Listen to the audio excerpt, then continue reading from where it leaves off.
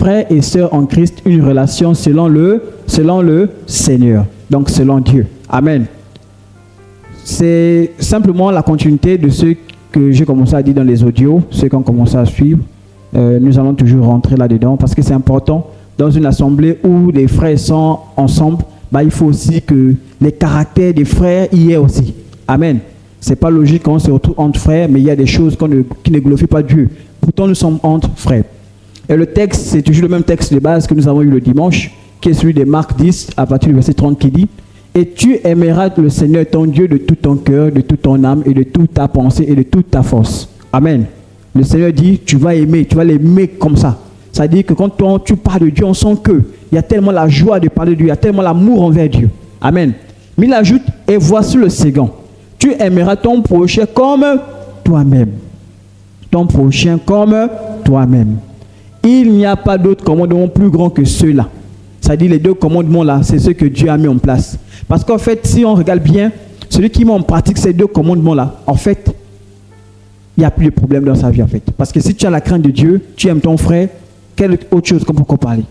Parce que dès que tu as la crainte de Dieu, tu aimes Dieu, tu sais que tout de suite le péché, tu n'es pas dedans.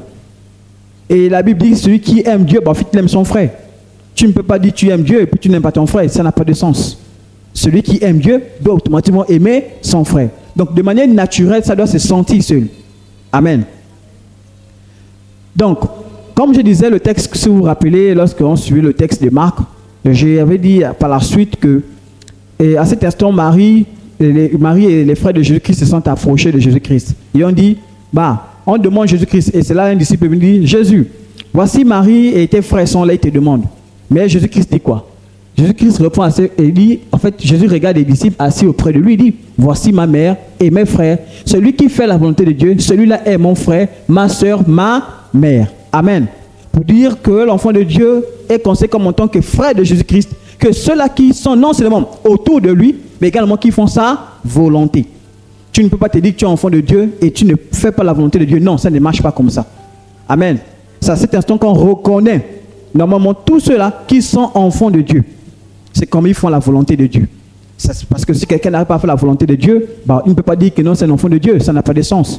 Parce que la volonté de Dieu, c'est quoi? C'est qu'on fuit le péché, c'est qu'on fuit la débauche, c'est qu'on arrête de mentir, c'est qu'on s'aime entre soi. Mais s'il n'y a pas ça, en fait, tu n'es pas un enfant de Dieu. Tu viens à l'église, tu fais la religion. Parce que c'est ça la religion. La religion, c'est quoi? Oui, on entend à l'église, on est chrétien. Mais dès qu'on sort du cadre de l'église, on n'est plus chrétien. On a oublié d'être chrétien.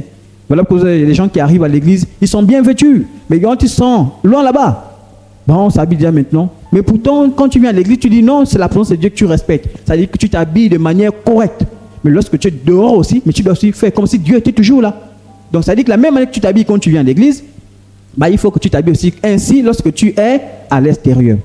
Lorsque tu parles avec un frère ici, il faut que quand tu te rencontres avec quelqu'un à l'extérieur aussi, tu puisses parler aussi avec cette personne comme tu parles avec un frère. Il ne faut pas que si tu dis, je ne dis pas un mot vexant, je ne dis pas un mot pour blesser la personne, mais lorsque tu es dehors, mais c'est toi qui as les gros mots, c'est toi qui aimes toujours vexer, c'est toi qui toujours... Non, tu montres quelle différence. Il n'y a pas de différence. Et c'est ce qu'on appelle la religion. Amen. Il oppose ainsi la parenté naturelle au lien spirituel. Amen. C'est-à-dire, il dit, oui, on est parents naturellement. C'est mon père, c'est ma mère. Mais sur le lien spirituel, moi, je suis devenu maintenant frère de quelqu'un d'autre. Amen. Je suis devenu frère de quelqu'un d'autre. Mais ce n'est pas pour dire que non, ici, je ne peux plus parler. Non, Jésus-Christ vraiment vient mettre une séparation. Quand il est venu, il est venu mettre une séparation entre le Père et le Fils. En fait, il est venu vraiment mettre une séparation dans quoi? Les pratiques qui ne glorifient pas Dieu. Ça va, on comprend un peu. C'est-à-dire que toi, en tant qu'enfant de Dieu, tes parents ont l'habitude de faire ceci, mais tu vas dire non. Moi, en tant qu'enfant de Dieu, ça, je ne l'adhère plus. Si vous dites on suit le Seigneur, on fait la volonté de Dieu, je suis d'accord avec vous. Mais dès qu'on sort de la volonté de Dieu, moi je suis plus avec vous. Et c'est comme ça que vous allez voir, ça va mettre une séparation entre toi et ta famille. Parce que eux, ils font certaines pratiques que toi tu ne fais plus. On va te dire non, lui là, on ne le connaît plus. On ne la connaît plus, ainsi de suite. Amen. Donc vivre dans une obéissance à Dieu, c'est l'exemple que Jésus-Christ a donné. Il a montré que Jésus-Christ, quand il est venu sur la terre, en fait, il a obéi à son Père. Il est descendu. Et il a fait quoi? Il est parti à la croix pour nous sauver, pour nous restaurer. Amen. Mais si Jésus-Christ n'était pas obéissant jusqu'à la croix, on ne parlerait pas aujourd'hui. On serait tous perdus. Amen. Donc, l'évangile, vraiment, quand Jésus-Christ appelait ses disciples, vraiment, c'était dans ce sens-là. C'est dit que non, aujourd'hui, maintenant, quand vous avez reconnu Jésus-Christ, bah, vous passez maintenant d'une autre étape pourtant pour moi. Ça dit, vous laissez. En fait, on ne passe plus sur le plan naturel, mais on passe maintenant sur le plan spirituel. À cause de Jésus-Christ, à cause du même esprit que Dieu nous a donné, on est tous devenus frères et sœurs. Voilà pourquoi je vous ai dit que les gens aujourd'hui disent frères, sœurs, je ne sais pas si ils pèsent le mot en lui-même. Parce que quand tu dis que tu es frère et sœur en Christ de Jésus, Jésus-Christ qui est notre frère, en fait, on va même dire c'est l'aîné, mais qui est notre frère, lui qu'est-ce qu'il a fait pour nous? Il s'est sacrifié, il a donné sa vie pour nous, il s'est battu pour que nous, on puisse avoir la vie éternelle. Mais de la même manière que nous aussi, quand on dit qu'on est frères et sœurs en Christ, ça dit que je dois être en fait, disponible pour mes frères. Je dois être disponible pour accompagner mes frères. Mais selon toujours ajouter ça. Ah oui. Parce que même quand tu es accompagné, quand on dit femme, soyez soumise à votre mari, on ajoute à la suite, selon on dit enfant, soyez soumis à vos parents, toujours selon le Seigneur. S'il n'y a plus le Seigneur, quand on dit l'obéir, je ne vois plus le Seigneur, non. Toi et moi, on ne marche pas ensemble. Même si tu es ma mère, non. Maman, tu m'amènes voir les prostituées, maman, tu m'amènes les fétichistes, non, moi je ne suis pas dedans.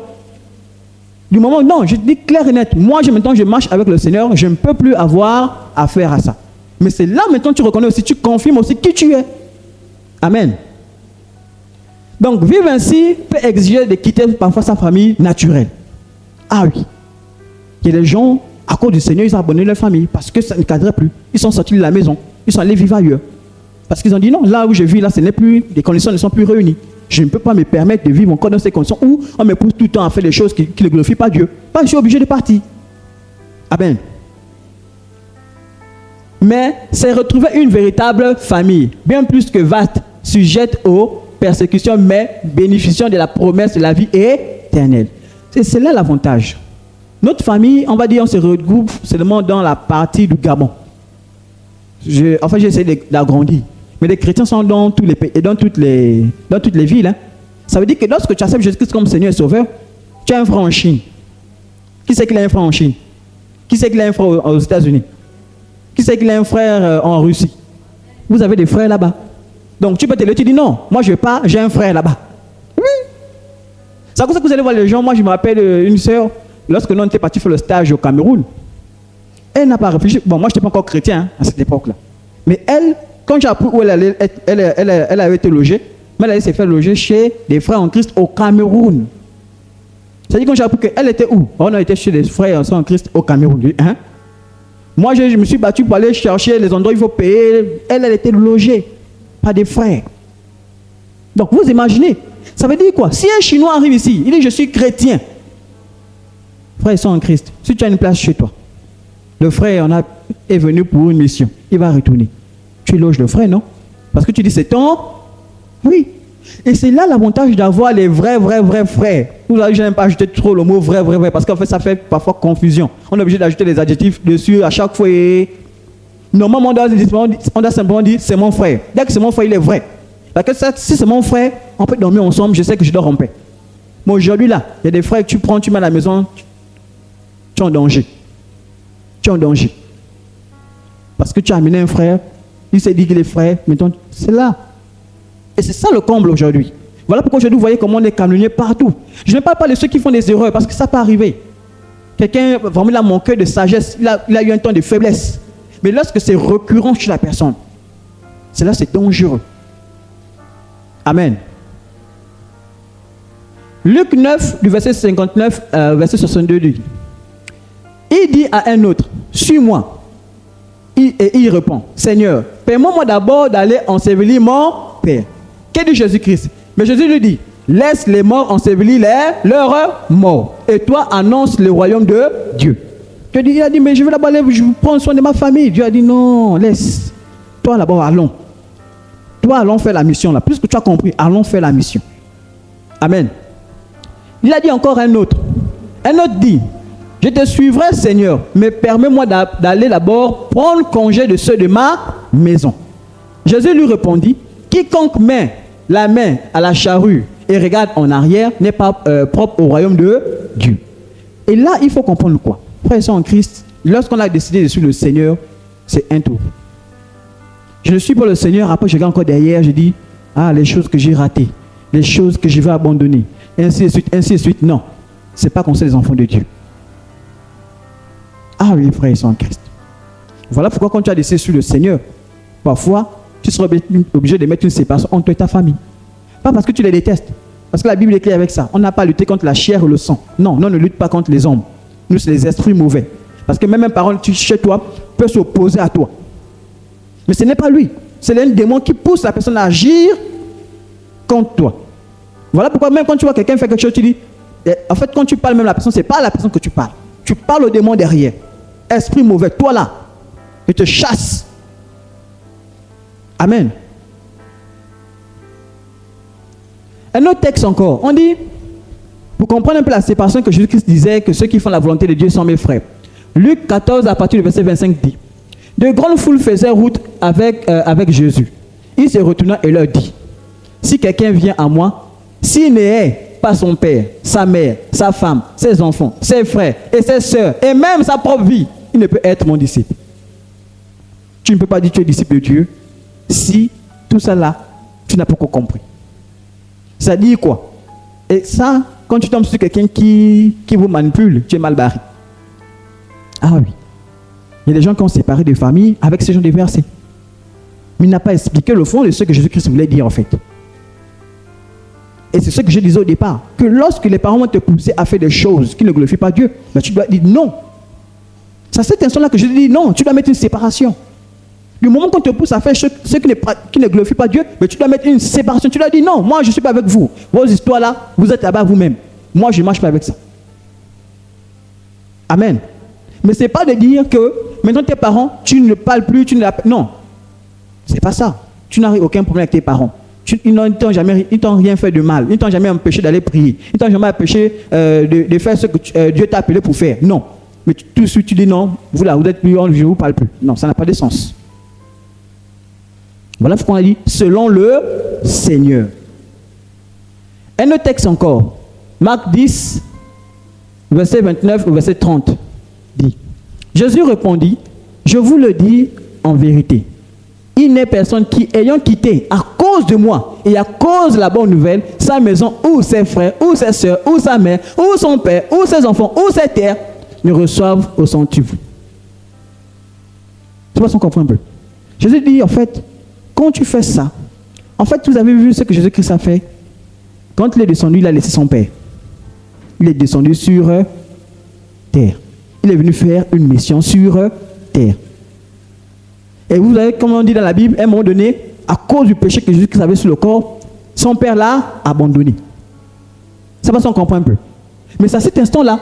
Donc, comme le Seigneur dit, en fait, quand tu abandonnes tout ça là, pour l'honorer, pour le glorifier, Dieu dit, voilà, j'ai trouvé un disciple. Et celui-là, il recevra une récompense dans le ciel. Amen. Présentement, dans ce siècle-ci, des maisons, des frères, des sœurs, des mères, des enfants et des terres avec persécution. Et dans le siècle à venir, la vie est éternelle. Donc, au-delà de tout ce qu'il pourra subir, il dit, toi là, tu as la vie éternelle et tu as les récompenses qui t'attendent dans le ciel. Pour les nombreuses choses que tu as eu à faire. Amen. Moi, j'ai vu des gens, ils ont dit, n'est pas plus dans leur village.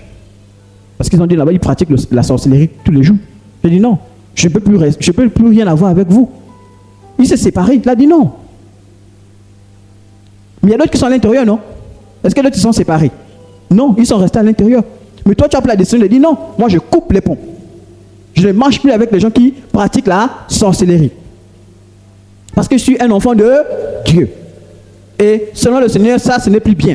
Mais quand tu parles, ce n'est pas que tu es abandonné, tu pries pour eux, tu dis Seigneur, oh, pardon, qui sort de là, oh, qui sort de là au nom de Jésus. Amen. Donc, faire la volonté de Dieu, c'est vivre à l'exemple du Fils de Dieu. Et Paul reconnaît dans la fraternité ainsi constituée un don de Dieu. Comme il est écrit dans Romains 8, au verset 29, qui dit, « Car ceux que Dieu a d'avance connus, il les a aussi prédestinés à être conformes à l'image de son Fils, afin qu'il soit le premier-né d'une multitude de frères. » Amen. Donc, Jésus-Christ est le premier. C'est-à-dire que Jésus-Christ, c'est celui-là qui a fait en sorte que nous tous, aujourd'hui, nous parlons que on est frères, on est sœurs. Amen. Donc, cette grâce que Dieu nous accorde, ça dit que le Seigneur Jésus-Christ ne s'est pas retenu pour nous. Il ne nous a pas abandonnés. Mais maintenant, nous aussi, en tant qu'enfants de Dieu, comment devons-nous marcher selon le Seigneur? Nous devons marcher les uns les autres en considérant les autres. Je vais vous poser une question. Est-ce que tu as un meilleur ami chrétien? Ton meilleur ami, est-il un chrétien? Ton meilleur ami. Ça dit que quand on dit meilleur ami, vous connaissez ce qu'on dit meilleur ami, non? C'est quelqu'un avec qui tu partages des choses. Quand tu as un souci, tu appelles pour dire, ah voilà, voilà. Ton meilleur ami, est-ce que c'est un chrétien? Si ce n'est pas encore le cas, frère, il faut changer. Amen. Oui. En fait, tu dois avoir, ça dit qu'un complice chez toi, c'est un frère en Christ. Que tu sens que lui là, tu reconnais que lui là, il a la crainte de Dieu. Lui, il sert le Seigneur. C'est celui-là ton meilleur ami. Mais aujourd'hui, des chrétiens, à l'église, non, c'est un frère. Non, c'est une soeur de l'église. Hein. Toi, tu es avec ton meilleur ami, c'est celui du dehors, qui ne connaît pas Dieu. Mais c'est ton meilleur ami. Vous racontez de tout. Tout. Lui, tu n'es pas de ces choses. Toi, jamais tu as venu dire mon meilleur ami. Moi, tu sais avec qui j'étais meilleur ami, on n'est plus amis aujourd'hui. On est connaissance maintenant. Les gens avec qui on traînait tout le temps. Aujourd'hui, on ne traîne plus ensemble. Parce que moi, j'ai pris une autre route.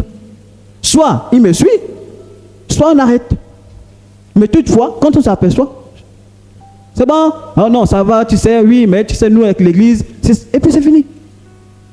Mais tu ne peux pas dire que tu es un enfant de Dieu, tu suis le Seigneur, et tu es un meilleur ami, rien. Et vous vous sentez à l'aise, vous discutez ensemble, vous vous retrouvez ensemble, vous vous racontez de quoi exactement? Parce que je ne sais pas. La Bible est claire avec ça, non? Deux personnes peuvent-ils marcher ensemble s'ils ne se sont pas accordés d'avance? Non. Si on marche ensemble, c'est qu'on s'est accordé. Ça dit que tu, forcément, soit, bon, généralement s'il est encore païen, c'est que tu n'as pas encore impacté. C'est toi qu'on a été d'impacter. On a été d'emmener vers l'autre côté. J'ai dû mettre une séparation, frère et soeur en Christ. Mais j'ai dû mettre une séparation. Vous pensez que ça faisait plaisir de mettre une séparation? Les gens avec qui je fréquentais tout le temps, les gens avec qui je m'appelais? Non. Mais c'est là où le Seigneur dit, celui qui mettra une séparation pour moi, celui-là, il sera appelé fils de Dieu. Ah oui, les séparations ne sont pas toujours faciles. Hein? Et là même, je vous ai parlé des choses, des personnes, il y a encore même parfois des activités qu'on aime faire. Parfois, séparation, c'est dur. Mais moi qui suis devant vous, parfois il y a des choses, quand j'ai envie d'abonner, je sens que c'est dur. Mais c'est dur. Mais il faut à un moment donné faire séparation à cause du Seigneur. Amen. Donc,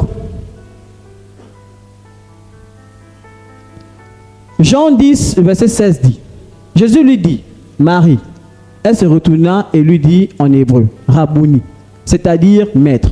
Jésus lui dit, ne me touche pas, car je ne suis pas encore monté vers mon Père. Mais va trouver mes frères, va trouver mes, et dis-leur que je monte vers mon et votre. Donc on est quoi ensemble? On est frères et je vous amène dans une étape parce que j'aimerais que vous compreniez bien la signification de frère et sœur. Il ne faut pas que ça soit un mot, un slogan dans notre bouche.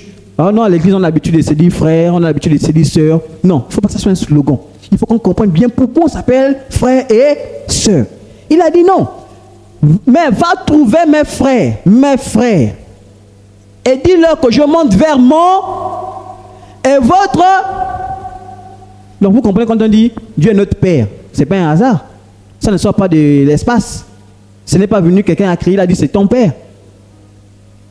Amen. Vers mon Dieu et votre. Jean 3, verset 5 dit, Jésus répondit, en vérité, je te le dis, si un homme n'est né d'eau et d'esprit, il ne peut entrer dans le royaume de... Frères et sœurs en Christ, c'est ça. Ne t'appelle pas enfant de Dieu si tu n'es pas encore né de nouveau. Voilà pourquoi vous voyez aujourd'hui la confusion.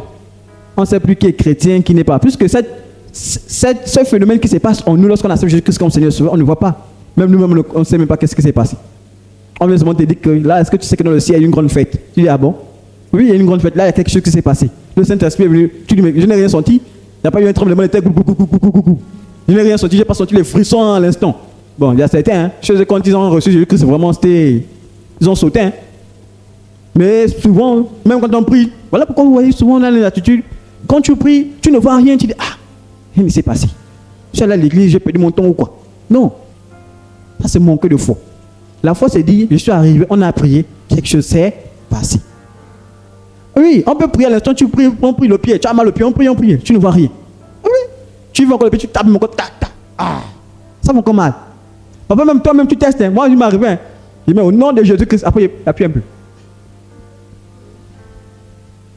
Amen. Oui. C'est-à-dire que j'ai pris au nom de Christ. Mais après, en fait, c'est l'incrédulité, en fait. Pour dire, est-ce que ça a marché?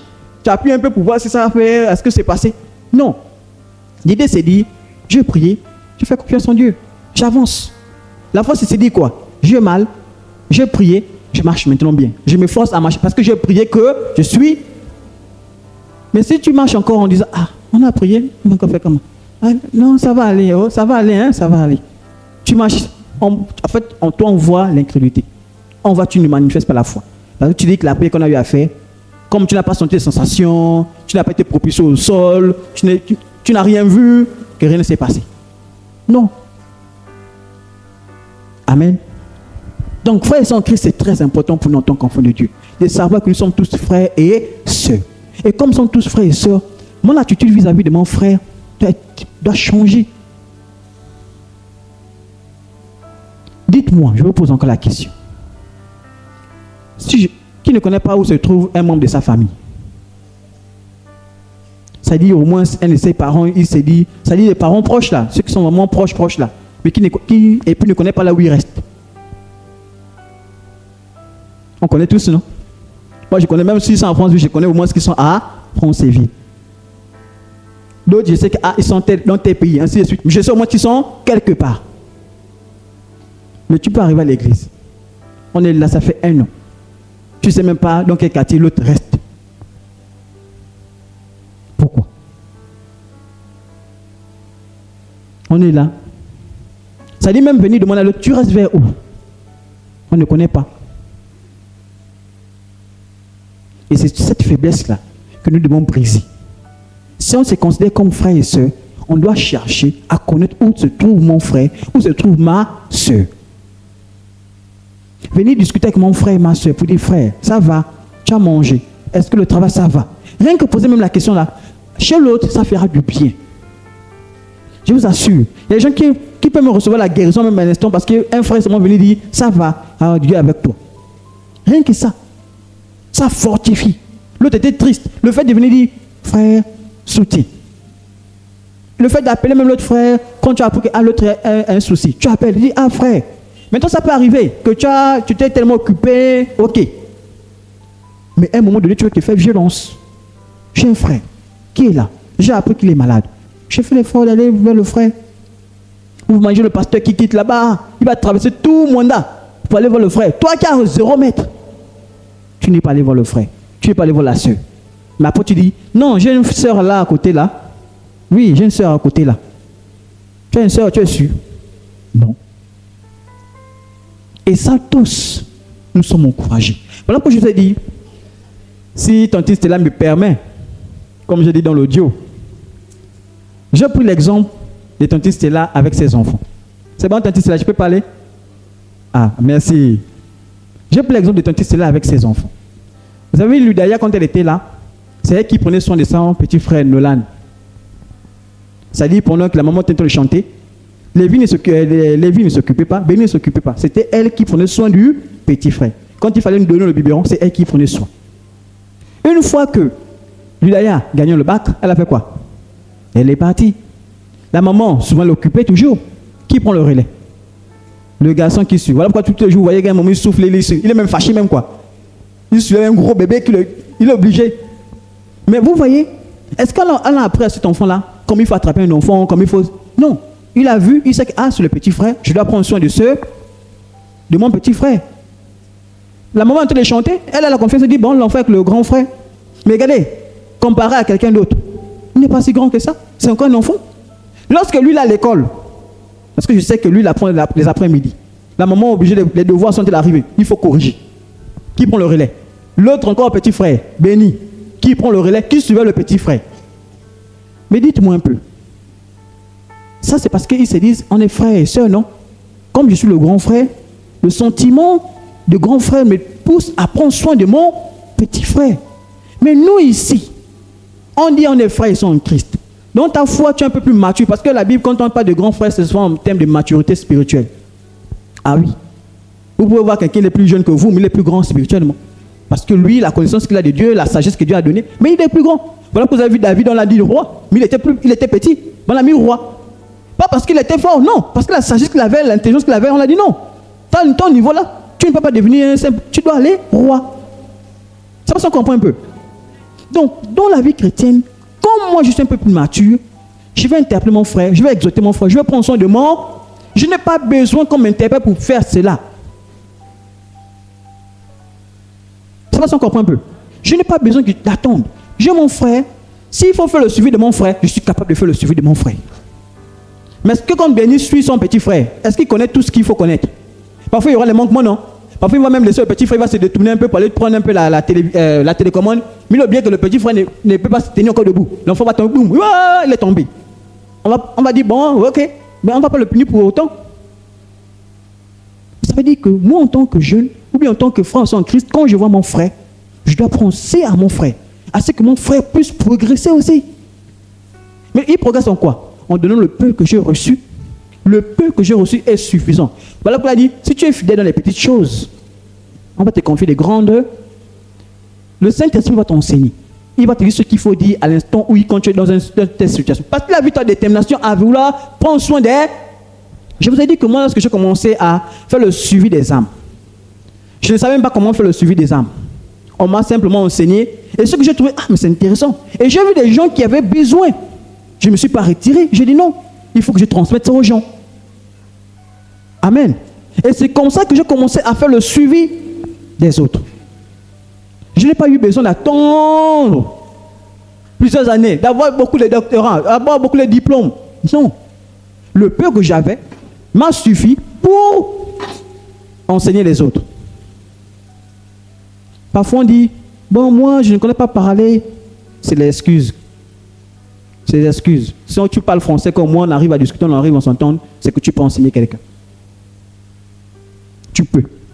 L'enseignement, ce n'est pas forcément dit, tu t'assois, allez, écris, note. Comme à l'école, dictée. Non, ce n'est pas ça.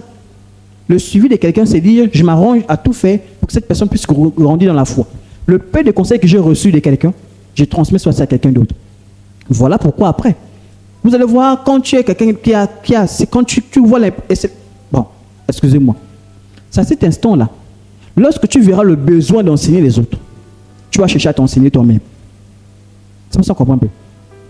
Parce que celui qui veut transmettre à l'autre, même on dit ça à l'école, celui qui enseigne apprend. Parce qu'avant d'aller transmettre à l'autre, là, tu es obligé d'abord de les chercher. Surtout nous qui faisons les sciences. Si tu n'as pas envie d'être coincé devant les élèves comme ça, boum, 1000 élèves te regardent. Tu es là coincé sur un exercice, tu es là coincé là. Bon, je sais pas, hein. Ils sont passés même comment? Vous avez fait ça comment? Tu es coincé maintenant, tu es le professeur, on se moque bien de toi. Oh, le professeur ne maîtrise pas, le professeur. Oh oui, nous les professeurs ne blaguent pas avec ça, hein. Surtout quand tu vas aller enseigner quelque chose à un enfant, tu dois te rassurer que ce que tu allais donner là-bas, c'est correct. Toi, tu es coincé devant les enfants, oh la honte. Mais c'est la même chose. Lorsque je vais enseigner quelqu'un, je suis obligé moi-même d'aller faire les recherches, me battre à connaître. Et je viens transmettre le peu que j'ai reçu. Oui, frères et sœurs en Christ. Le suivi, c'est la compassion que j'ai pour les autres. C'est mon frère, il est né de nouveau, il est encore bébé. Mais il faut qu'on prenne soin de lui, non? C'est pas ce qu'on dit. La nouvelle naissance, c'est quoi? Quand tu nais de nouveau, tu es encore bébé. Vous pensez que même si tu es adulte, tu es bébé spirituel. Tu n'es pas grand. C'est peut-être nous on pense avec nos yeux charnés, on regarde, on dit, bon, c'est une grande personne qui peut se débrouiller. Non, c'est un bébé qui est devant toi. Et il a besoin de toi. Maintenant, si tu es dans ton coin en disant que, ben, il peut se débrouiller. Ah, ok. Non, frère et sœurs en Christ. Jean 1, verset 12 à 13 dit, mais à tous ceux qui l'ont reçu, à tous ceux qui croient en son nom, elle a donné le pouvoir de devenir enfants de Dieu, lesquels sont nés, non du sang, ni de la volonté de la chair, ni de la volonté de l'homme, mais de Dieu. comme je vous dis, quand on regarde un peu tout ce monde-là, il y a plusieurs personnes, plusieurs races, plusieurs vraiment ethnies. Tout ça s'est mélangé. Vous imaginez, on vous dit, voici il y a une église des Fans, une église des Teke, une église des Nzebi. On va dire, c'est fini. Catastrophe. Catastrophe. On est perdu. On est perdu. Mais ça existe, hein. Les églises où tu ne trouves uniquement qu'une seule ethnie. Hein. Ah oui, ça existe. La première fois quand tu arrives, on passe seulement en langue. Bon, tu fais encore quoi ici? Tu imagines un Dimitri. Tu arrives, église, c'est moi les Teke. On te parle le Teke du début jusqu'à la fin. Tu vas encore faire quoi? Mais tu pars, non? Ben non. Mais c'est ça, hein? Vous allez rencontrer. Mais pourquoi? Parce qu'en fait, les gens ont dit, la vie chrétienne, c'est seulement entre nous. Et ça, frères et sœurs en Christ, il ne faut pas qu'on tombe là-dedans. Il ne faut pas dire, moi j'aime embêter mes frères Kevin. Bon, j'ai mon pote Kevin déjà, c'est bon. Hein? Deux Kevin, c'est suffisant. On ne veut plus d'autres Kevin. Mais attendez, vas-y prêcher encore, on va avoir 3, 4, 5, 6 Kevin. Pourquoi pas? Oui. Mais on va avoir seulement 2 Kevin. Et ils sont là entre eux. Non, tu sais, nous les Kevin, tu sais, non. Tu vois Kevin, hein? Ah, merci. Ils sont encore à côté des... hein? Maman Elvige, maman Léa. Même si c'est dans le Ricivose là-bas. Il ne faut pas dire, bon, nous, les gens dans le Ricivose, nous, on s'associe entre nous. Vous voyez, non? Donc, vous qui êtes un peu les autres, nous, on est à côté. Non!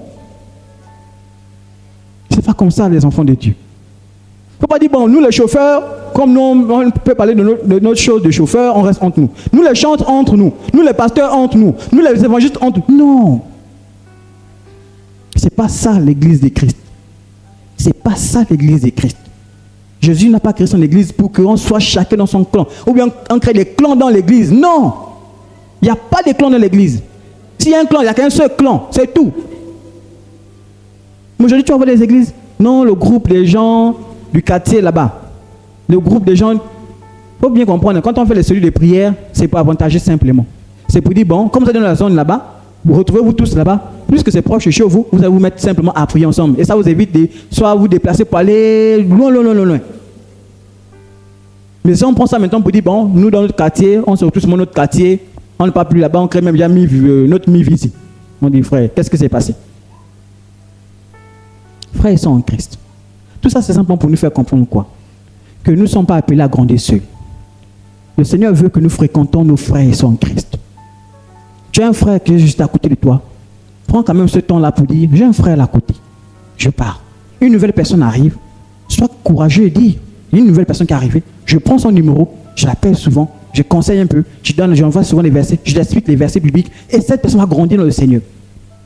Mais tu arrives. Toi, tu veux qu'on te nourrit. Comme je disais, vous savez, les enfants, quand ils sont seuls, le dernier bébé là, même jusqu'à 10 ans, il va chercher à rester le dernier bébé. Il va te faire encore toujours le bébé. Il ne veut pas, il veut rester toujours bébé. Tout on donne. Non, à un moment, il va dire, non, tu as grandi, il faut grandir. Maintenant, c'est à toi d'aller prendre soin des autres. Amen. Donc, les esclaves et nos frères, bon, on va comprendre. Frères en Christ, les disciples sont solidaires dans la félicité ou l'épreuve. Ainsi qu'on témoigne dans le visionnaire de l'Apocalypse, c'est-à-dire que l'apôtre, je n'ai pas mis son nom, donc Jean en tout cas. Moi, Jean, votre frère et compagnon dans l'oppression, la royauté et la résistance en Jésus. Dans l'oppression. Je suis ton frère, même dans les moments difficiles. C'est pas parce que on va passer des moments difficiles que maintenant on va dire on n'est plus frère. Non, on reste toujours soudés. Amen. Mon frère dans un moment difficile, bah, je soutiens mon frère. Mon frère passe un temps pour le mariage, c'est difficile, bah, je suis avec mon frère, je soutiens. Mon frère est dans un deuil, bah, je soutiens mon frère. Mon frère vit une persécution au travail, bah, je soutiens mon frère. Ah oui, il y a des gens dans les emplois où ils sont, bah, c'est difficile. Hein? Les jeunes sœurs aujourd'hui dans les emplois, mais c'est le harcèlement à gauche, à droite. Hein? Ah oui, même les hommes, hein? Bientôt là, on t'harcèle pour rentrer dans des choses bizarres. Hein? Ah oui, on te fait des menaces, sinon tu peux l'emploi. Tu dis, mais mon frère, ça vous dire que quand je suis rentré, je dis, moi je ne blague pas, je mets partout Jésus, Jésus, Jésus. Quand ils arrivent, ils vont chercher à savoir que lui, c'est qui? C'est un gars de Jésus. Ah oui. Vous savez, quand on vient te proposer, c'est parce qu'on a vu ta manière. Parce que quand on vient, bon, peut-être que c'est peut-être dit bizarre, mais je préfère dire comme ça. Quand un homme vient faire les avances à une femme, vous pensez qu'il a vu quoi? La manière dont elle s'habille, non? La manière dont elle se comporte, non? Mais c'est ça là. Tu t'habilles avec, comme dit mon père, s'il te plaît, drague-moi. Mais on vient vers toi. Mais quand il vient, rassure-toi, hein, ce n'est pas parce qu'il veut t'épouser, hein, c'est autre chose qui l'intéresse. Parce que tu veux montrer, mais il a dit, ah, mais pour moi, quelqu'un est impressionné, oui, ok. Donc, dans le monde là, quand je dis surtout quand tu cherches à vouloir avoir la gloire du monde, frères et sœurs en Christ, faites attention. Quand tu cherches la gloire du monde, la Bible nous dit que ce monde appartient à qui? Il est venu voir Jésus, non? Il a dit, Jésus, regarde ça là, je te donne ça. Prosterne-toi simplement. Quand tu cherches la gloire de ce monde-là, Satan va se rapprocher de toi. Je ne sais pas comment, mais il va se rapprocher de toi pour te dire, tu veux la gloire, voici la gloire. Voilà pourquoi quand vous voyez les célébrités, vous êtes, moi je vois les jeunes qui sont jalousés, les gens, je dis, mais vous savez que ceux qui vivent, vous connaissez par quoi ils ont dû passer, ce n'est pas un chrétien. Il a la célébrité, tout le monde c'est un hasard. Moi j'ai vu les témoignages, j'ai vu des célébrités, aujourd'hui quand tu les regardes, quand tu vois avant et aujourd'hui, c'est deux personnes différentes, ils sont dégradés totalement. Satan les a gaspillés. Et tu dis que tu veux être pareil. Moi, je t'ai vu les jeunes aujourd'hui, ils t'ont mis. Ça dit que c'était naturel. Ça a commencé. Voilà comme ça que moi, je suis avec mes élèves. Ils ont commencé boucle. 2 boucles, 3 boucles. Après, ça disparaît là-bas. On passe ailleurs. Ça commence à voir un peu, hein. Boum, boum. Tout le corps a envahi des boucles. Mais mon frère, tu parles avec ça. Après, on commence tatouage. C'est pas ce tatouage. Boucle. La dernière fois, ma femme vient, monsieur, il a dit, il veut se transformer même en monstre maintenant. Quelqu'un qui était un bel homme, il est devenu maintenant monstre. C'est-à-dire qu'il a transformé son corps tatoué partout. Dans les yeux, il est tatoué. Tu imagines? Sur la langue, il est tatoué. Tu imagines? Pourquoi? Impressionner le monde. Quand tu cherches à impressionner le monde, même nous, quand on devient pasteur là, quand on vous voyez pas sur les réseaux là, on n'est pas pour impressionner le monde dans le sens où on veut montrer que c'est nous. C'est pour dire aux gens là, soyez sauvés. En fait, on va influencer les gens pour qu'ils soient sauvés. C'est ça l'objectif. Et comme le pasteur vous a dit qu'il allait mettre les statuts, c'est pas pour dire que non, non. C'est parce que tu veux que les gens soient impactés par la parole de Dieu. Amen. Donc, frères et sœurs en Christ, considérez l'Église comme une famille de frères, fils d'un même père à toi. Bon, on va parler de ça, des 3 implications là. Amen. Ça dit que ça t'implique sur 3 flancs. Ça dit que, en fait, ça va t'impliquer de 3 manières différentes. Lorsque tu considères l'Église comme des frères et des sœurs. Amen. En premier lieu, dans une famille, les frères sont comment? Sont comment? Tous identiques. Il n'y a pas, tu es plus grand, non. On est pareil. On a tous les mêmes droits. On mérite tous la même chose. Et j'encourage les parents à veiller là-dessus quand vous êtes avec vos enfants. Ne faites pas, toi tu mérites plus que l'autre. Les enfants s'irritent facilement. Ils observent. Même si tu ne dis pas, ils observent. Moi j'étais enfant, il y a des choses quand je voyais, ça m'énervait. Pourtant je ne parlais pas. Je dis seulement dans mon coin, je dis, j'ai encore dit quoi? Je regarde. Mais seulement quand tu vois ça, il emmagasine la haine. Au fur et à mesure. Il emmagasine. Le jour que ça déborde, il va t'éclater ça au visage. Ça tu dis, c'est mon enfant là. Non, c'est ton enfant. Mais comme tu as fait des divisions, tu as fait que non, tu aimais tel, tu aimais... Non, tu es obligé d'aimer tout le monde. C'est la même manière, Dieu nous aime tous pareil, n'est-ce pas? Est-ce que Dieu a dit, bon, lui là j'aime plus, l'autre là je n'aime pas? Non, il a dit vous tous. Les mêmes droits qu'il me donne, il te donne aussi. Voilà pourquoi il ne faut jamais dire que tu es inférieur. Non, il ne faut pas marcher avec l'infériorité dans la vie avec Christ. Tu sois un enfant de Dieu, considéré comme enfant de eux, tu as la même bénédiction que l'autre aussi doit avoir. Le problème, c'est parfois nous-mêmes, on se retire dans notre péché, c'est nous-mêmes qui nous éloignons de lui. Regardez le fils prodigue, qu'est-ce qu'il a fait? Lui-même l'a dit, il veut partir. Le père dit, tu es ici, tu es bien. Reste. Non, donne-moi pour moi, je pars. Il est parti, non? Lui-même a subi les conséquences, mais le père l'a toujours aimé. Le père a considéré lui avec son frère toujours bien. Amen. Matthieu 23, verset 8 à 9 dit, ainsi sur ce point, vous ne vous faites pas appeler rabbi, car vous avez un seul maître, et vous êtes tous frères. Et n'appelez personne sur la terre votre père, car vous en avez un seul, le Père céleste. Amen. Et là, je vais mettre aussi une nuance parce que ça peut porter aussi un peu à confusion. quand on parle de père et de fils spirituels. Amen. Parfois, parce que quand on prend ce texte-là, quelqu'un peut mal comprendre. Après, pour dire, mais pourquoi on appelle tel père spirituel, ainsi de suite. Parce que ce principe aussi existe. Pourquoi on parle de père et de fils ou bien de père et de filles spirituelles? D'accord? Pour simplement le fait où c'est quelqu'un qui me fait grandir dans la foi. Aujourd'hui, on a dit, mon père qui m'a mis au monde, c'est mon père, non? Mais si on disait que j'appliquais ce texte-là, donc je ne vais pas l'appeler mon père. J'ai dit non, toi, je ne t'appelle pas mon père, je t'appelle par son nom. Mais parce que j'appelle père, c'est juste un signe de respect. Mais ça ne veut pas dire que s'il m'a dit maintenant de faire certaines choses qui ne cadrent plus avec ce que la parole de Dieu dit, je vais faire. Non, j'ai dit non, non, non, non, non. Là, toi et moi, on ne marche plus en accord, selon la parole de Dieu, donc chacun sa route. Ça passe, on comprend un peu la nuance. Donc, quand on comprend père spirituel, c'est simplement celui qui t'accompagne dans la maturité spirituelle. Amen. C'est là où tu appelles père spirituel, mère spirituelle. Amen. Tu dois le respecter simplement, mais à un moment donné, tu vas voir, le père spirituel va plus te toucher, il va te dire non, tu es grand. C'est comme aujourd'hui, nous on était enfants, non? Nos parents nous ont guidés jusqu'à un certain âge, non? Après, qu'est-ce qui s'est passé? On a pris maintenant notre propre voie, non? Voilà. C'est la même chose dans la vie chrétienne. Il faut avoir quelqu'un qui t'accompagne, qui te guide, jusqu'à ce que tu grandisses maintenant. Après, c'est maintenant toi qui deviendras maintenant père. C'est parce qu'on comprend un peu la nuance. Amen. Donc c'est très important. Donc quand vous avez un seul père, le Père céleste. Ici on dit quoi? Ça dit quelqu'un qui veut maintenant usurper la place de Dieu. Quelqu'un qui veut maintenant prendre la place de Dieu. C'est qui veut maintenant que tu l'appelles comme Dieu. C'est là le problème maintenant. Amen. Et ça vous allez voir souvent dans certaines assemblées. Il y en a. C'est-à-dire qu'ils sont maintenant comme Dieu. Ça dit qu'on dit, lui là sur terre c'est lui. Comme le pape. Non. Il n'y a pas.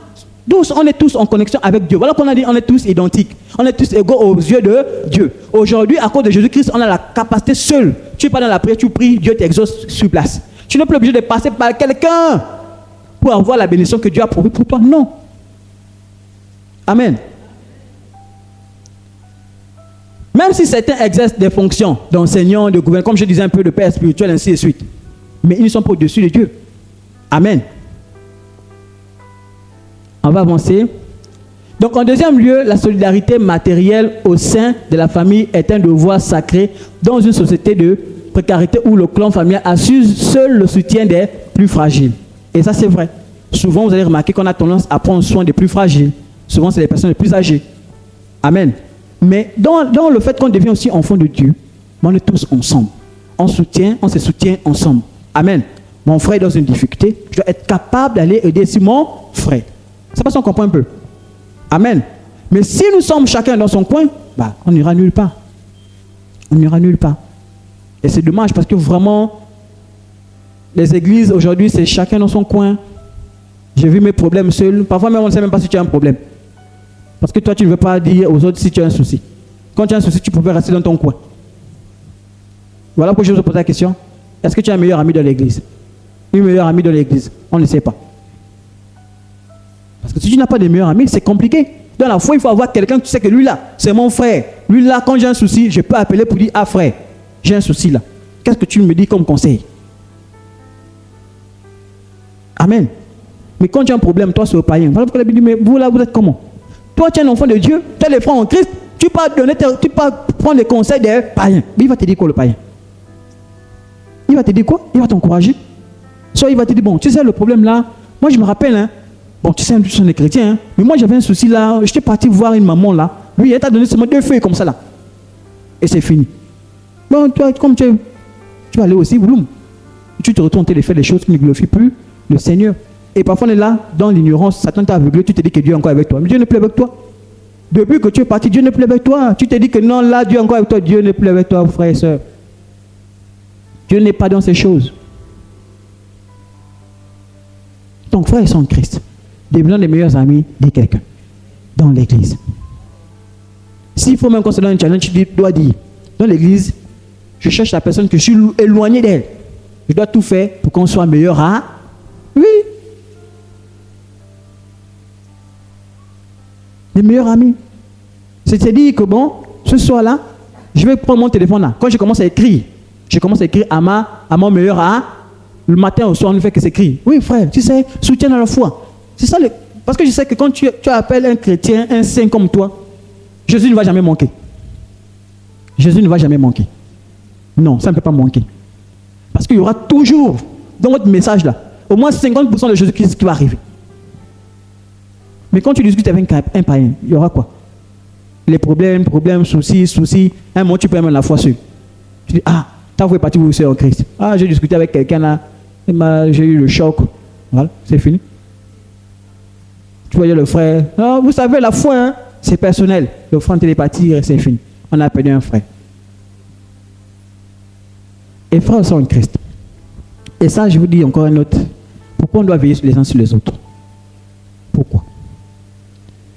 Il y a un principe qui dit que tu prends la grenouille, tu chauffes l'eau, tu la jettes à l'intérieur, elle va sauter, elle va fouiller. L'autre dit, tu prends, tu mets dans de l'eau froide, ou tiède, on peut dire, une eau à température correcte. Tu mets la grenouille à l'intérieur, tu mets le feu. La température va monter au fur et à mesure. Elle va mourir à l'intérieur, elle ne va même pas se rendre compte qu'elle est morte. Beaucoup de chrétiens vivent ça. La vie chrétienne, Satan, quand il veut te détruire, il ne passe pas, il ne vient pas d'être mort brutalement, te présente des choses, boum, non. Il te travaille un peu, jusqu'à ce que, boum, tu arrives. Tu es tombé. Vous allez voir beaucoup de gens qui avaient la foi, hein, mais ils sont tombés comment? Pas directement, non. C'était un peu. Il est arrivé à un moment donné, tu vois, le frère ne vient plus à l'église. Et souvent, ce sont les signes qui disent quoi? Et c'est là où quand tu as un frère en Christ, tu as un frère. Tu vois, le frère, il était toujours zélé à l'église. Bizarrement, le frère ne vient plus à l'église comme il venait à l'époque. C'est un signe que le frère est dans la marmite que je t'ai dit là. On est en train de chauffer un peu. Et comme nous, on est frères, on ne va pas te laisser. On va venir, hé frère, réveille-toi, l'eau chauffe, sors vite. Mais toi aussi, tu peux faire la même chose.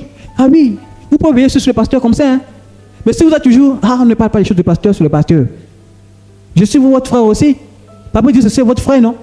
Mais s'il y a un souci, si tu sens quelque chose, tu vois le papa dit un jour là, comme ça, il voit un langage qui n'est pas correct. Mais rapproche-toi, tu dis, frère, pasteur, la dernière fois tu as eu un langage là, même le met ça nous tiquer un peu. C'est vrai que d'habitude je n'ai pas ce langage là, pourquoi ça arrive aujourd'hui? Oui. Tu vois, un jour, au moment où tu es là, frère, avant toi tu n'attrapais jamais les sœurs aux mains. Mais soudainement, tu commences à attraper les sœurs aux mains.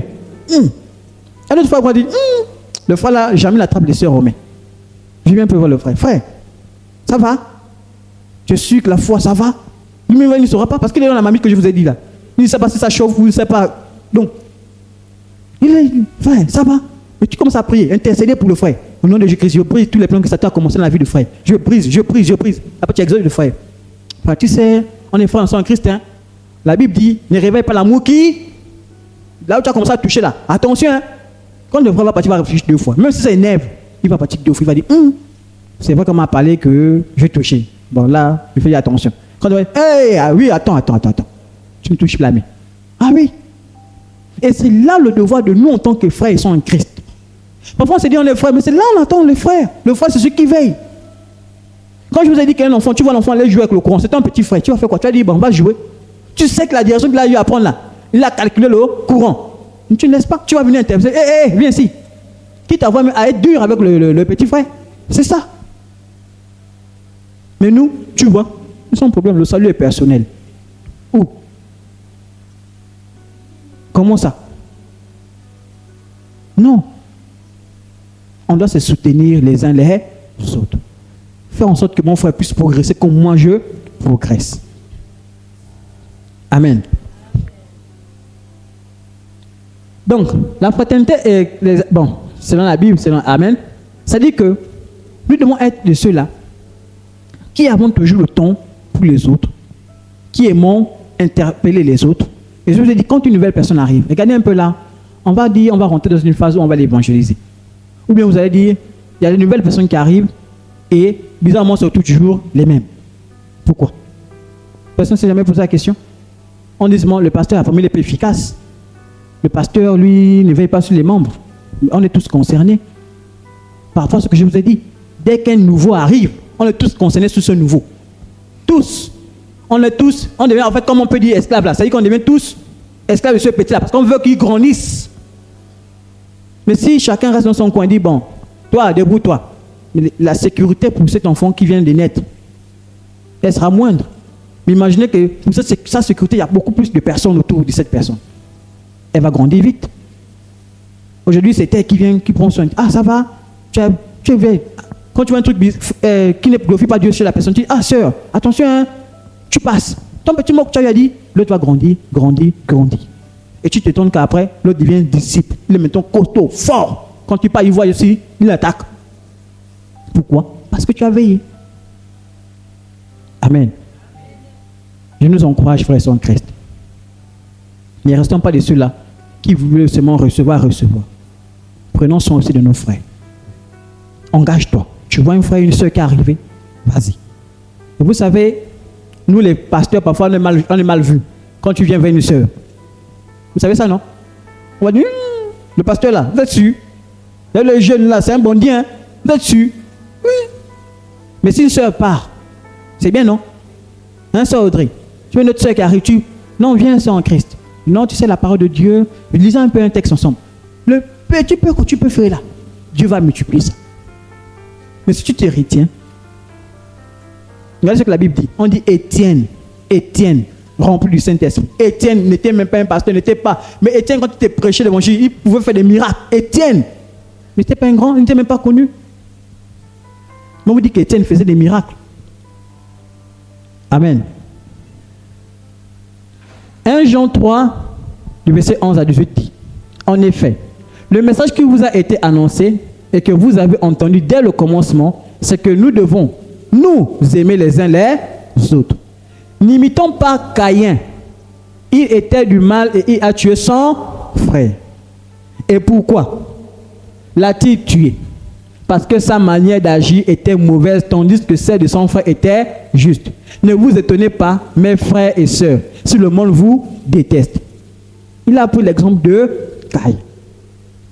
Il y a des chrétiens qui sont même contents de savoir que son frère a été chassé de l'église, son frère a échoué, son frère est dans le péché. Il est content. Ça dit quand il voit l'autre dans le péché, il est content. Vous voyez, non? Je vous avais dit quoi? Regardez, péché. Mais quand ton frère est dans le péché, tu dois être triste. Tu dois être triste. De la même manière que tu es triste parce que ton enfant est tombé. Tu dois être triste parce que justement un nouveau est tombé. Ou un frère est tombé. Tu dois être triste. Et tu dois tout faire pour que le frère... C'est là où on dit tu pars voir ton frère. Et on dit si tu arrives à convaincre ton frère, tu as gagné ton frère sur le Seigneur. Et c'est fini. Mais nous, le frère est dans tes péchés. Tu ne viens jamais interpeller. C'est le pasteur sans problème. Non, frère, ils sont en Christ. Interpellons les autres. Tu vois ton frère qui a commencé à faire une mauvaise chose. Dis frère, on est frère. Courage, abandonne ça. Tu n'as pas besoin de parler le long français. Non. Juste dis frère, abandonne ça. Sors de là. Le Seigneur a besoin de toi. Laisse ça. Et quand tu as gagné ton frère, rejette-toi. Mais d'autres, quand ils ont vu l'autre tenter le péché, c'est même lui qui peut faire la publicité chez les païens. Venez. Regardez. Pourquoi? Gagne ton frère. Cherche à ce que ton frère soit sauvé. Qu'il soit gagné. Amen. Quant à nous, nous savons que nous sommes passés de la mort à la vie parce que nous aimons les frères et on a dit quoi? Quant à nous, nous savons que nous sommes passés de la mort à la vie. C'est-à-dire, en deux termes, la nouvelle naissance. On sait que tu es né de nouveau à quel moment? Parce que tu aimes les frères, C'est-à-dire, nous, on n'a pas besoin de beaucoup parler. On te regarde seulement comment tu agis face aux autres. Ton comportement par rapport aux autres. Est-ce que tu as l'attachement pour les autres? Est-ce que tu as l'amour pour les autres? C'est là on te regarde simplement. Et la Bible dit, en fait, c'est une manière de savoir que, même toi-même, tu te convaincs que non, oui, là, je suis quand même un enfant de Dieu déjà. Parce que j'aime les autres. J'aime voir mon frère. Même si je n'ai jamais connu cette personne-là. Mais j'aime voir cette personne. Parce qu'elle est devenue enfant de Dieu. Amen. Voici comment nous avons connu l'amour. Christ a donné sa vie pour nous. Nous aussi, nous devons donner notre vie pour les frères et les... C'est la Bible qui parle, non? Christ a donné sa vie pour nous, non? Mais nous devons aussi faire quoi? Nous battre aussi pour les... Amen. Si quelqu'un qui possède les biens de ce monde voit son frère dans le besoin et lui ferme son cœur, comment l'amour de Dieu peut-il demeurer en lui? Je vous explique encore. Tu vois ton frère qui est dans une difficulté. Toi, tu en as. Et en abondance. Ce n'est pas que tu manques. Même quand tu lui as donné, tu en auras encore. Mais tu vois ton frère dans la difficulté, tu dis tu ne donnes pas. Parce que c'est réellement ton frère. Tu es capable d'aider le frère, mais tu n'aides pas. De la même manière aussi, vie spirituelle, tu as reçu la parole de Dieu. Tu connais beaucoup de choses sur la parole de Dieu. Tu vois un frère qui ne connaît pas la parole de Dieu, tu gardes ça pour toi seul. Tu es méchant. Amen. Par exemple, si le frère Dimitri me permet, lorsqu'il prépare son mariage, j'ai donné toutes les techniques que moi j'ai à faire pour mon mariage. J'ai donné tout. Il dit, frère, pour mon mariage, voici comment j'ai fait. Je fais. Il a appris ça, il a dit, merci. Il est aussi allé faire pour lui. Aujourd'hui, où? Marié, non. Demain, si j'attends aussi, il va se partager à quelqu'un d'autre. Amen. Et c'est vice-versa. Parce que je veux que l'autre se marie, l'autre sort de la fornication, je te donne tout. Je dis, frère, moi aussi, prends, comme on dit chez nous à l'école, la doc, prends la doc. Comment l'amour de Dieu peut-il demeurer en lui? Petit enfant, n'aimons pas en parole et avec la langue, mais en acte et avec vérité. N'aimons pas seulement en disant, oui, c'est le frère. Ça s'arrête là à la bouche. Mais on ne voit plus jamais les actes. Non, c'est ma soeur. Ça s'arrête seulement à la bouche. On ne voit jamais les. C'est que tu prononces seulement les choses et on ne voit jamais ça s'accomplir dans ta vie. On ne voit jamais comment tu accompagnes les frères. Ton frère qui est à côté, jamais tu vas aller visiter ton frère. Tu dis, c'est mon frère, c'est ma soeur. Jamais tu as exhorté ta soeur, ton frère. Jamais. Comme une fois tu as vu ta soeur, dis, soeur, viens d'abord. Ah, mais depuis que tu es là, on ne s'est pas encore vu, on n'a pas encore discuté. Je voulais un peu venir chez toi, discuter, un peu échanger. Après le cul, ça t'a dit, voilà. Mais on vient, boum. Chacun son coin. Les Kevin, entre eux, je les embête. Sœur Audrey avec sœur Sifa, entre elles. Maman Stella avec tonton Miguel. On t'a raconté comment le bébé, tu as vu nos bébés là. Non, frère sans Christ. Moi avec le pasteur, l'apôtre, on s'est retrouvés ensemble, on t'a raconté nos choses. Le nouveau qui arrive. Oui.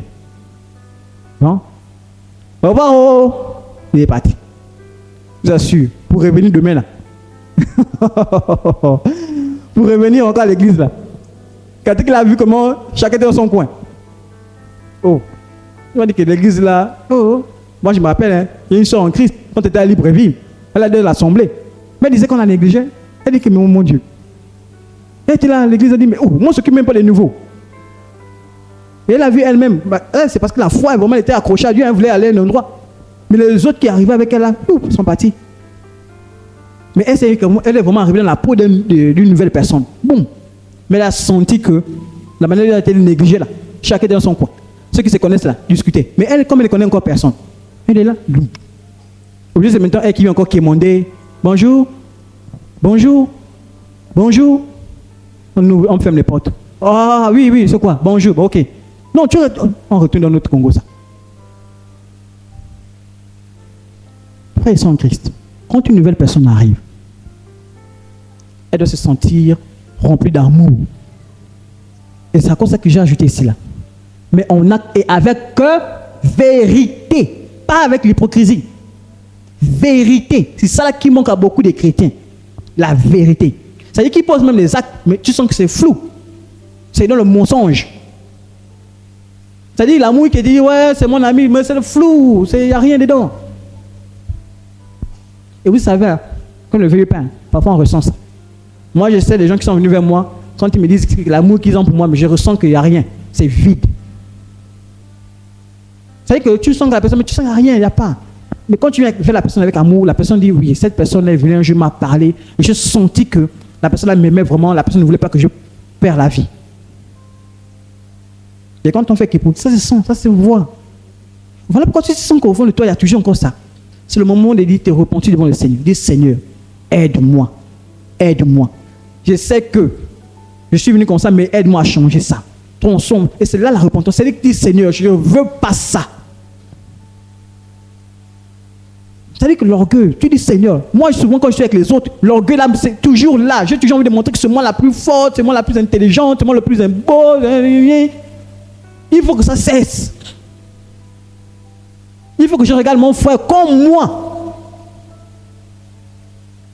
Aujourd'hui, à l'église, vous imaginez, on rabaisse l'autre parce que l'autre, sur le plan social, n'est pas comme toi. Toi, tu es peut-être plus aisé. Toi, tu... Non. C'est mon frère, c'est ma soeur. Il y a un monsieur qui raconte un témoignage d'un monsieur. C'est bon, j'ai encore là. C'est-à-dire qu'il racontait le témoignage d'un monsieur. Le monsieur il avait une grosse voiture. Hein. Oh, pour moi, c'était un monsieur riche. Je ne sais même pas comment, mais je sais que c'est un monsieur riche. Il arrive à l'assemblée. Il y a un monsieur qui a dit, à qui appartient la voiture là? Il a dit, non, c'est une grande personnalité de la ville. Il a dit, il est où? Il est venu à l'église, il a regardé. Vous savez, souvent, la discrimination dans les églises, là. On met les plus gradés là-bas d'un côté. Vous voyez un peu, non? On l'a mis là-bas. Il est venu et dit, ce sont ceux qui sont là-bas. On a dit, il ne sait pas lui qui est, il n'est pas là-bas. Il est où? Donc il cherche là où les gens qui sont assis. Bien. Ce sont ceux-là. Il dit, il n'est pas là-bas. Il est où? Vous voyez les gens qui font la corbeille, les offrandes là. Il est là. En fait, ce n'était pas pour rabaisser ce monsieur-là. Monsieur s'est rabaissé lui-même. Il a dit oui, je suis peut-être connu, je suis peut-être une grande personnalité. Mais dans la maison de Dieu, je suis égal à mes frères. Je ne me montre pas comme celui qui a beaucoup d'argent, comme celui qui a la plus grosse. Non, je me rabaisse, je suis avec mes frères. Donc s'il faut servir le Seigneur, ben je sers. Si pendant le mariage de Dimitri, il fallait couper le bois, on ne va pas couper le bois. Mais tu dis non. Bon, c'est qui le futur mari? Parce que Dimitri, c'est fini. Il n'y a pas le futur marié. Aïe, aïe, aïe, aïe, aïe. S'il y avait un frère là, je vais attaquer. Cela, c'est encore les miam, miam, miam, miam. Bon, les sœurs, la future mariée, c'est qui? Voilà, la sœur. Tom, voilà. Voilà, merci. Donc, votre mariage là, le pasteur vient, il y a le bois à couper, je prends la hache, je viens. Je vous fonds le bois. On me le fond en dessous. Et puis voilà. On n'a pas dit que nous pensons le pasteur, voilà, c'est un star, non, lui, il doit avoir une place VIP. Pourquoi? Plus important que tu t'es marié, on est content, non? C'est ce que l'on veut. Que la personne sorte de la fornication.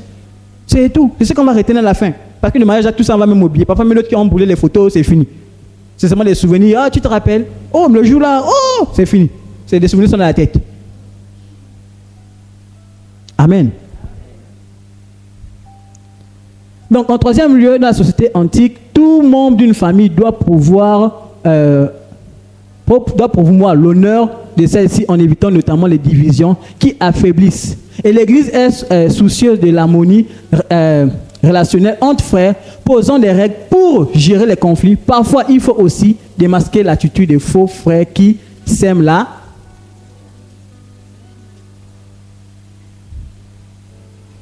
Amen. Bon. Et les vrais frères, non? Amen. J'espère qu'on va vous dire, oh, non, on est tous des vrais. Ah oui, il faut dénoncer. Il y a des hommes, les frères, quand ils viennent vous détruire. Hein? Ah oui. Il y a des églises là où les jeunes filles ont eu chaud comme ça. Il est venu longtemps pour vous laver. Jeunes filles tous en fornication. Ah oui. Mais quand tu vois ça, tu dénonces, tu n'attends pas. Tu dis, le frère là, tu te rapproches bien sûr des frères, parce que l'on n'aime pas trop faire trop le scandale. Tu dis, pasteur, lui là, j'ai vu depuis le fait qu'il fait des avances à la sœur là-bas. Il n'a pas parlé de mariage, mais bizarre, il invite à gauche, à droite. Il faut y aller guetter. Au moins, ça on voit. Amen. Galates 5, à partir du verset 11 dit, pour moi, frère, si je prêche encore la circoncision, pourquoi suis-je encore persécuté? Le scandale de la croix a donc disparu. Puisse-t-il être retranché ceux qui mettent le trouble parmi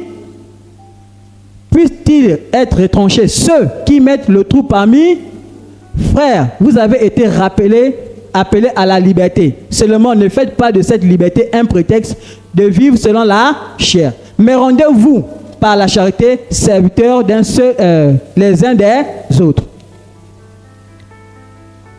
Galates 2, à partir du verset 3 dit, mais Tite, qui était avec moi et qui était grec, ne fut pas même contraint de se faire circoncis. Et cela à cause des faux qui étaient furtivement introduits et glissés parmi nous pour épier la liberté que nous avons en Jésus-Christ avec l'intention de vous asservir.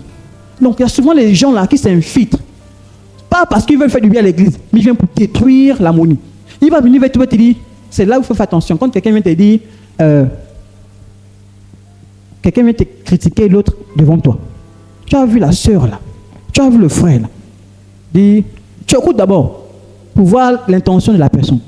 Si la personne vient te dire en mal de la personne, tu peux dire, sœur, attention. Si tu as un problème avec l'autre, pas voir l'autre. Tu exhortes l'autre. C'est ce qu'on a dit. Quand on est frère, on se rapproche du front, on dit, sœur, frère, ah, il y a un souci. Mais tu viens, il y a quoi? C'est quoi le problème? Moi, je ne critique pas les autres. C'est comme ça. Je vous ai dit que la dernière fois quand je marchais, vraiment, les frères qui te mettent à critiquer l'autre. Non, mais non. Tu as un problème, va-t-il. Et c'est pas quand on passe, c'est comme si, non. Vraiment de la manière la plus arrogante. Mais rapproche-toi de la sœur, simplement tu dis, sœur, vous réglez, et puis c'est fini. Mais ils viennent détruire. Et souvent, ce sont les agents de Satan qui viennent là dans l'église pour détruire. Et c'est comme ça que vous allez voir une église totalement divisée. Divisée. Pourquoi? Parce qu'il y a seulement une seule personne qui est venue à réussir à te convaincre. Tu as amené un clan. Comme on a dit, c'est maintenant les clans. Tu allais dire, bon, sœur, ne marchons plus avec telle personne. Parce que, non. Amen. Il ne faut pas permettre cela. Nous sommes frères. Tu crois que c'est ton frère, mais c'est ton frère. Il peut avoir une faiblesse, oui. Mais maintenant, s'il y a une faiblesse, tu te rapproches du frère pour dire, frère, attention. Et la Bible va toujours donner ce conseil. Et ça, j'ai pris ça toujours, j'ai dit, et c'est un conseil qu'on m'a donné. Et je vous donne aussi ce conseil. Que lorsque quelqu'un vient te dire quelque chose sur quelqu'un, cherche à écouter l'autre version. Ah oui. Ne prends jamais tout. Même si c'est quelqu'un que tu apprécies bien, tu dis oui. Moi, ma part, mais quand tu viens me dire quelque chose, je dis oui, tu m'as dit. Oui, c'est bien, la personne vient te dire. Mais est-ce que tu sais ce que l'autre. Est-ce que tu étais là-bas pour voir exactement ce qui s'est passé? Tu n'étais pas, tu n'as pas vu. Mais il faut aussi écouter un peu ce que l'autre a à te dire. À ce moment, tu pourras prendre parti. Parce que quand quelqu'un vient te dire des choses là, même un enfant, regardez un enfant quand tu viens vous dénoncer l'autre.